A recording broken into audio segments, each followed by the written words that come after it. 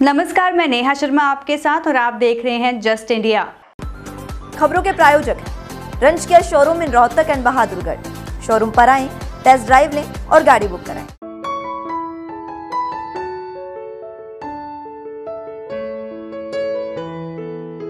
सोनाली हत्याकांड के आरोपी सुधीर सांगवान पिछले 7 साल से रोहतक के सन सिटी इलाके में रहता है। यहां पर जमीन खरीदकर मकान बनाया था। मकान बनने के बाद गृह प्रवेश में सांगवान ने शहर से 100 से ज्यादा लोगों को आमंत्रित किया था। यहां पर सांगवान के माता पिता, पत्नी और बच्चे रहते हैं। गृह प्रवेश कार्यक्रम में शामिल हुए कुछ लोगों से जस्ट इंडिया की बात हुई तो उन्होंने सांगवान के संदर्भ में बताया कि वह हंसमुख प्रवृत्ति का है, भाईचारा भी निभाता रहा है, लेकिन पिछले 3-4 साल से धीरे धीरे कम दिखाई देने लगा। सांगवान के फैमिली डॉक्टर ने बताया कि शुरुआत में माता पिता के बीमार होने पर उनको लेकर खुद ही सांगवान उनके अस्पताल में आता था, लेकिन अब काफी दिनों से साथ नहीं आ रहा। एक अन्य दोस्त ने बताया कि सांगवान ने बीजेपी नेत्री सोनाली फोगाट के साथ जुड़ जाने के बाद रोहतक आना जाना कम कर दिया था। कई बार कार्यक्रमों में आमंत्रित किया तो वह नहीं आया, लेकिन उनके पिताजी जरूर पहुंचे थे। उनका कहना है कि सोनाली फोगाट की मौत के मामले में सांगवान का नाम जोड़ने का उन्हें काफी दुख है। कभी सोचा नहीं था कि सांगवान इतना आगे निकल जाएगा।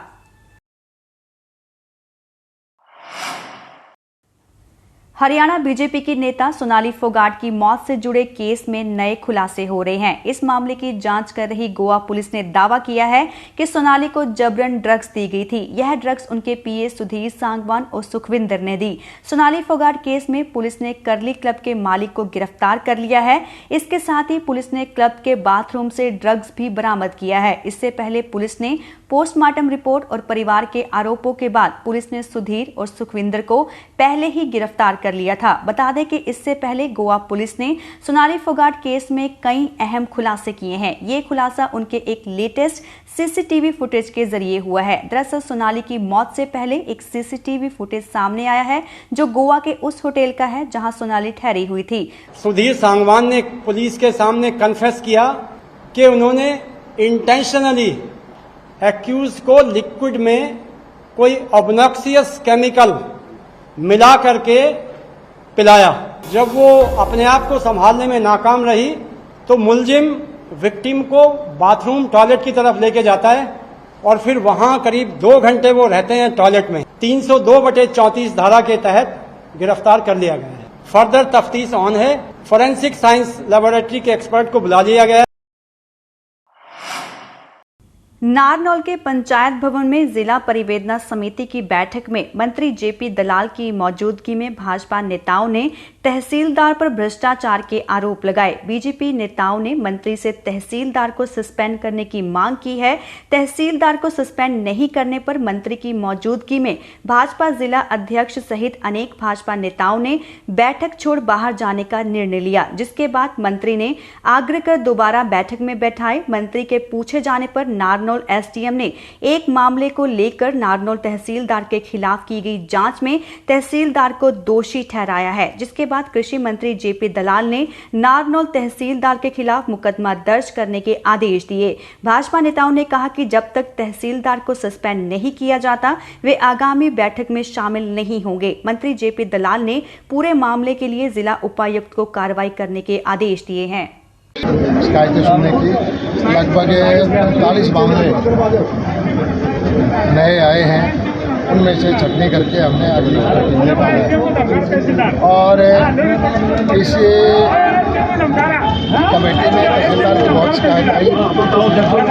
उसके खिलाफ हमने कहा कि जो अनियमितता की है फिर जांच की जाए, वो आदेश में। ये तहसीलदार की आम जो लोग थे उन्होंने सबने शिकायत की। मैंने कहा था कि जनरलाइज नागरिकों को स्पेसिफिक शिकायत है। उन्होंने बताया कि एसडीएम के पास कोई जांच उन्होंने करके भेज दी है। मैंने डीसी को बोल दिया कि इसकी जो अगर आप बाजार से किसी ब्रांड का पानी खरीद कर पी रहे हैं तो सावधान हो जाइए। अगर आप यह सोचते हैं कि यह पानी शुद्ध होगा और नियमों की कसौटी पर खरा उतरेगा तो यह आपकी भूल है, क्योंकि महेंद्रगढ़ में एक ऐसी ही फैक्ट्री का भांडाफोड़ हुआ है जिसमें विभिन्न ब्रांडों का रैपर लगी बोतलों में पानी भरकर बाजार में सप्लाई करने का खेल चल रहा था। गुप्तचर विभाग व सीएम फ्लाइंग को सूचना मिली कि महेंद्रगढ़ शहर व आसपास के क्षेत्र में जो पानी की बोतलें बिक रही हैं वे महेंद्रगढ़ शहर में ही चल रही एक अवैध फैक्ट्री में पानी भरकर बाजार में बेची जा रही हैं। टीम को मौके पर विभिन्न ब्रांडों के रैपर, खाली बोतलों का स्टॉक सहित अनेक सामान मिले हैं जिसके माध्यम से यह पूरा खेल खेल रहे थे। टीम ने सैंपल लेकर आगामी कार्रवाई शुरू कर दी है। अब यह देखना होगा कि इसके ऊपर क्या कार्रवाई होती है। आज ये जो है जी यहाँ से 2 पानी के सैंपल लेके गए हैं जिनको लैब में भेजा जाएगा।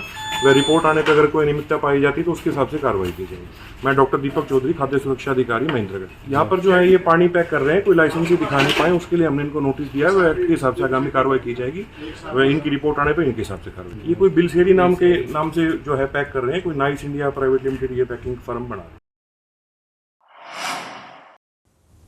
यमुनानगर के चिट्टा मंदिर कॉलोनी में इन दिनों पुलिस की कम और बदमाशों की ज्यादा चलती है। तभी तो बदमाश सरेआम लोगों से मारपीट करते हैं और हफ्ता वसूली करते हैं, और जो नहीं देते उनका क्या हाल करते हैं आप इन तस्वीरों को देखकर ही अंदाजा लगा सकते हैं।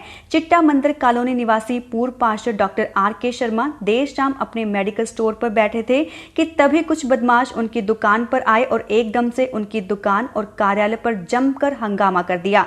यह विवाद कुछ दिन पहले से चल रहा है। नशा तस्कर उनकी दुकान पर आकर उनसे हफ्ता मांग रहे थे, लेकिन पूर्व पार्षद ने उन्हें हफ्ता देने से मना कर दिया, जिसके बाद नशा तस्कर उन्हें धमकी देकर गए और फिर कुछ देर बाद अपनी दहशत बनाने के लिए दुकान पर आकर गाली गलौज भी की, जिसके बाद पूर्व पार्षद और उनके बेटे विशाल ने नशा तस्कर के खिलाफ रामपुरा चौकी में शिकायत दी। नाम का लड़का जिसको हमने देखा उसका पिताजी नाल थे और 25-30 लड़के थे, हाथ में रिवॉल्वर थे, जिनके होना हमारे रोड मारी है, बाहर गोलियां चलाई हैं। अब कुदरती हम भाग गया, हमने पत्थर शीशियां मारी हैं तो फ्लड शटर बंद किया है। उन्हें शटर बंद नहीं होने दिता, फिर हम मिलजुल ने शटर बंद किया। इसे गाड़ियां ग्रोज करके हमला करके जान से मारने की तो आए हैं। नाम एक युवक की दुकान है जहाँ पे कुछ लड़के बाइक पे आए थे और लाठी डंडे उनके हाथ में थे और उन्होंने वहाँ हमला कर दिया। जिस बात पे मैं मौके पे पहुँचा और विशाल को मेडिकल करवाने के लिए भेज दिया गया।